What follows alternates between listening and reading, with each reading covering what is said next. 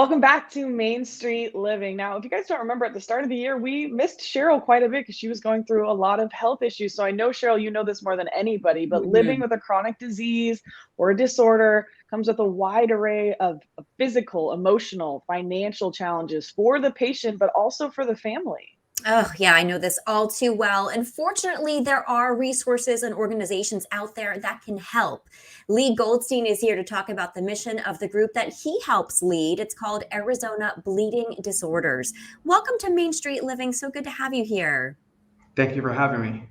I know you're going to be helping a lot of people watching this show today, but let's start at the beginning, Leigh. What exactly are bleeding disorders and how does somebody get one? Yeah, so with a bleeding disorder, the blood fails to clot, causing severe and permanent disability and life threatening injuries if left untreated. The two most common bleeding disorders are hemophilia and von Willebrand's disease. Hemophilia is a rare chronic bleeding disorder that affects 1 in 10,000 male births. Von Willebrand's disease affects 1% of the population, both in males and females.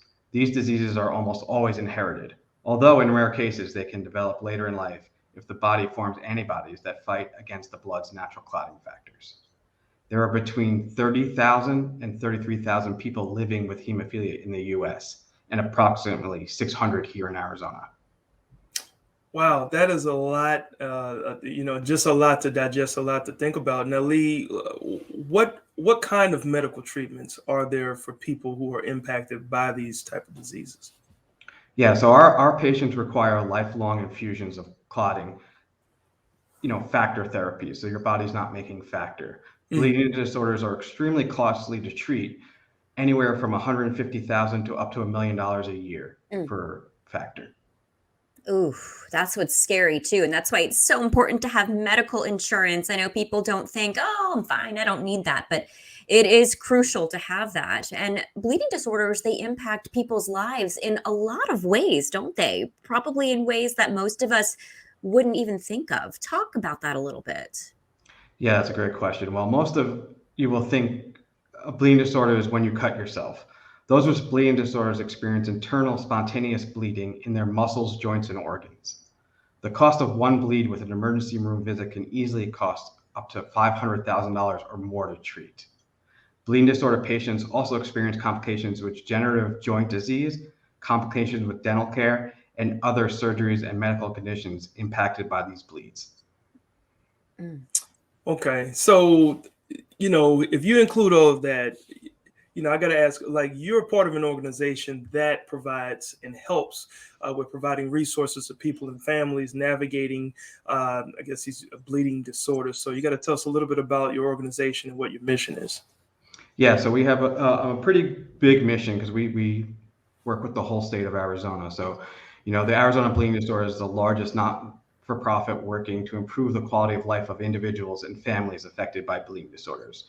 So even the people who are not affected in the family still have impact on them. Arizona Bleeding Disorders helps facilitate connections and communities so those affected with bleeding disorders diagnosis know they are not alone and can find resources they need. Our community programs offer fun activities, education, and a chance to build supportive relationships. Our annual statewide meeting is focused on education and relationship building.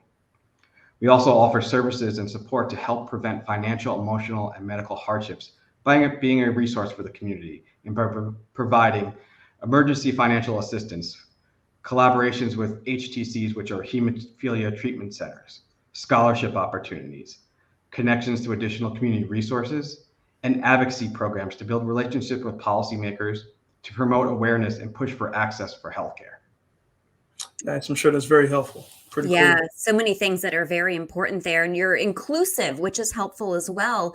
And one of the programs that you offer, I hear, is a camp for kids. Tell us about that and how it's different from any other traditional camp.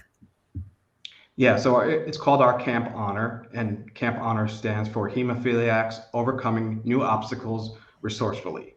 Camp Honor brings children diagnosed with bleeding disorders together with their siblings to participate in a normal childhood activity that they wouldn't get to partake in otherwise due to complications of their condition. The mission of Camp Honor is to enrich the lives of children with diagnosed bleeding disorders by providing life-changing camp experiences that are exciting, empowering, and educational, in a loving and medical safe environment. Cool, cool. Now, how are you guys funded? Because I know that's a very big part of this whole mission. Yeah, all the funding. So we are a 501c3 not-for-profit funded through grants, private donations, and corporate partnerships like our recent partnership with Law Tigers. We host 3 major fundraising events each year and partner with our corporate partners for additional events to raise awareness and funds. It's so good that you guys are doing that. And I'm sure a lot of our viewers are curious to learn more, especially if they have something like this or know somebody who does. So how can our viewers get more information? Where can they go?